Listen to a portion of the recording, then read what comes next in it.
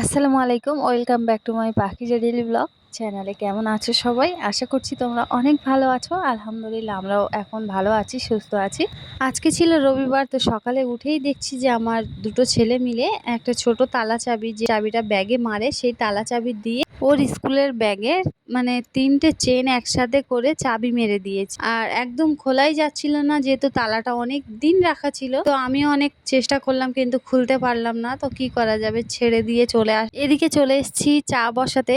আর কি করা যাবে, খোলা যেহেতু যাচ্ছে না, দুপুরবেলা দেখি কোনো একটা উপায় করে ভাঙতে হবে তালাটা, ও ছাড়া কোনো রাস্তা নেই। তো এদিকে বসিয়ে দিয়েছি চা, আর আমি ফোনে কথা বলছিলাম, একটা কাজ শুরু করছি, তোমাদের সবটা জানাবো কি কাজ। তারপরে কথা বলতে বলতে আমার চাটা হয়ে গেছে। আর এখানে আমি কালকে একটা চাপাতির প্যাকেট এনে রেখেছিলাম, যেহেতু শেষ হয়ে গেছিল, তাই আর কি সেই চাপাতিটাও ঢেলে নিচ্ছি। তো আরেকটা জিনিস তোমাদের সাথে শেয়ার করে দেখো, দেখেছো এই অবস্থা, সারাদিনই এরকমই চলে, ওটা কোনো ব্যাপার না, আমাকেই সামলাতে হয়। তো কথা বলতে বলতে এদিকে চলে আসলাম, চাটা আমার ফুটে গেছে একদম, চা একদম হয়ে গেছে। আর এখানে বাটিতে ছিল 3টে টোস্ট, চা দিয়ে ভিজিয়ে দিচ্ছি, এটা খাবে আমার ছোট ছেলে। আর ওকে কাপে চা দিলে ও মানে চাটা শুধু খায়, টোস্ট ভিজিয়ে কিছু নিয়ে খায় না, বিস্কুট টোস্ট কিছু নেয় না। তার জন্য ওকে আলাদা বাটিতে টোস্ট ভিজিয়ে দেওয়া হচ্ছে। আর এখানে দুটো কাপে যে চাটা আছে, ওটা হচ্ছে আমার বড় ছেলের একটা আর আমার একটা। আর এখানে নিয়েছি কিছু টোস্ট, আমি খাবো না, খাবে আমার বড় ছেলেটা।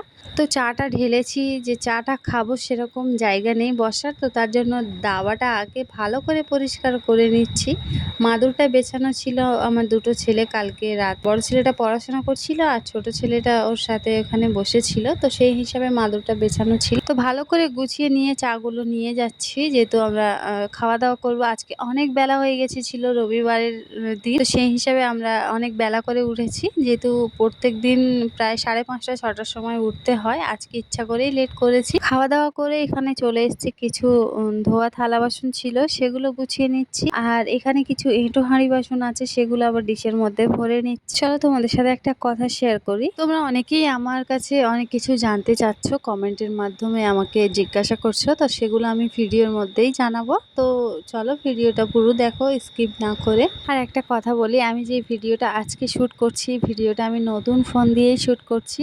যারা যারা ভিডিওটা দেখছো প্লিজ আমাকে কমেন্ট করে জানাবে ভিডিওর কোয়ালিটিটা বা ভয়েসটা কিরকম লাগছে তোমাদের কাছে, ঠিক আছে কি না, কমেন্টের মাধ্যমে প্লিজ আমাকে জানাবে। এর আগের ব্লগে আমি বলেছিলাম যে আমার ভিডিও কে কোথা থেকে দেখছো, আমাকে কমেন্ট করছো, প্লিজ তোমরা জানাবে তোমরা কোথা থেকে আমার ব্লগ দেখছো। তো তার জন্য একটা আপু আমাকে কমেন্ট করেছে, আপু আমার বাড়ি ভাউনখালী, খুব সুন্দর ভিডিও হয়েছে। তো থ্যাংক ইউ তোমার বাড়িটা জানানোর জন্য। আর ভিডিওটা খুব সুন্দর হয়েছে জেনে খুব খুশি হলাম, ভালো লাগলো। এভাবেই আমার পাশে থেকো। আর ভাউনখালী বেশি দূর না, আমার ঘরও ভাউনখালীর কাছাকাছি। আরেকটা আপু কমেন্ট করেছে, আমি আসাম থেকে লাইক দিয়ে ভিডিওটা দেখে নিলাম, আমার পাশে থাকবেন। ধন্যবাদ জানানোর জন্য, ভিডিওটা কোথায় থেকে দেখছেন। তো আলহামদুলিল্লাহ আমিও পাশে আছি, পাশে থাকবো, আমার পাশে থাকার জন্য ধন্যবাদ। চলো এবার আমার বোন কি কমেন্ট করেছে সেটাই তোমাদের কাছে শেয়ার করি। আর আমার বোন আমার থেকে বড়, তো যাই হোক চলো। আমার বোনও অনেক আশা নিয়ে কমেন্টটা করেছে, যাতে করে তোমাদের সামনে আনা যায় আর তোমাদেরকে শোনানো যায় কি কমেন্ট করেছে। তোমার ভিডিওগুলো খুব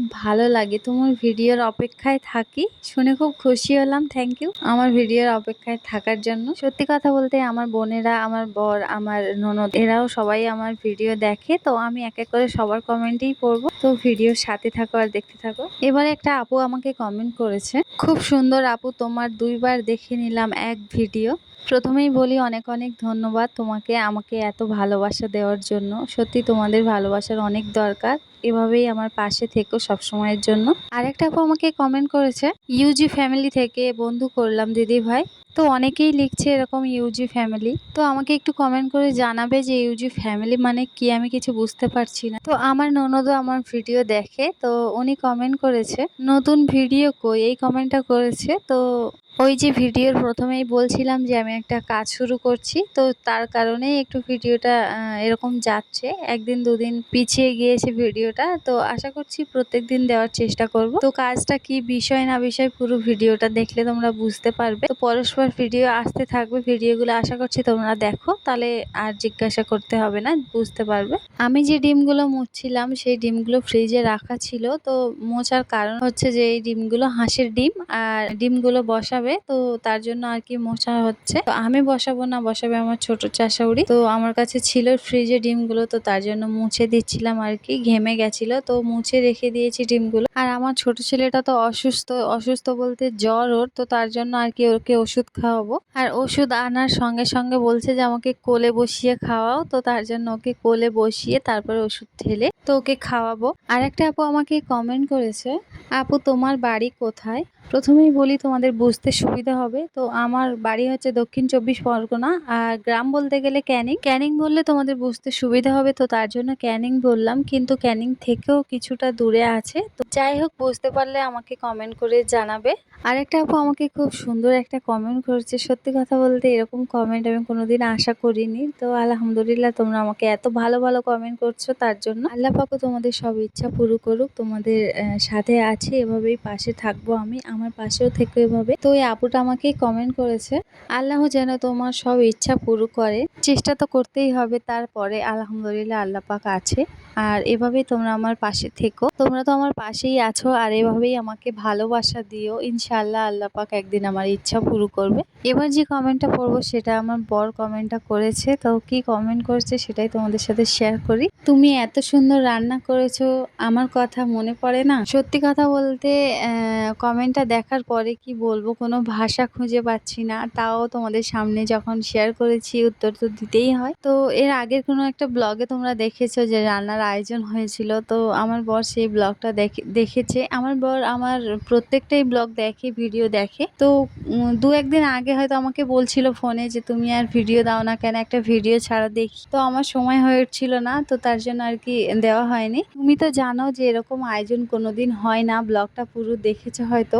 তো কমেন্টটা যেহেতু করেছো, তা তোমাকে বলছি, তোমাকে ছাড়া এত আয়োজন করে আমরা খেতেও পারবো না, আর খাই না কোনোদিন, ভালো করেই জানো। তোমার কমেন্টটা পড়ে সত্যি কথা বলতে অনেকটা খুশি হয়েছে, অনেকটা ভালোও লেগেছে। ইউটিউবে কাজ করতে করতে তোমাদের কাছ থেকে যে এত ভালোবাসা পাবো, সত্যি কথা আমি কোনোদিন আশা করিনি। তো তোমরা সবাই তোমার পাশে আছো, সব থেকে বড় কথা যেটা আমার বর আমার পাশে আছে। সবাই আমাকে এত সুন্দর সুন্দর কমেন্ট করো, তারপরেও আমার বরের কমেন্টটা পড়ে আমি সেদিন খুব খুশি হয়েছি।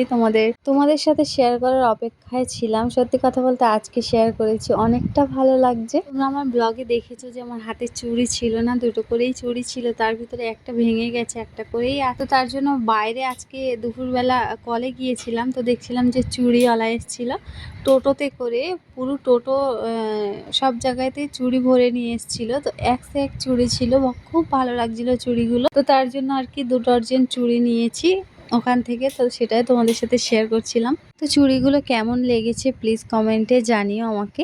তো আজকে সেরম কিছু রান্না করিনি, রান্না করেছি শুধু ভাত, আর এখানে ছিল সয়াবিন আলু আর একটা ছোট বেগুন দিয়ে তরকারি।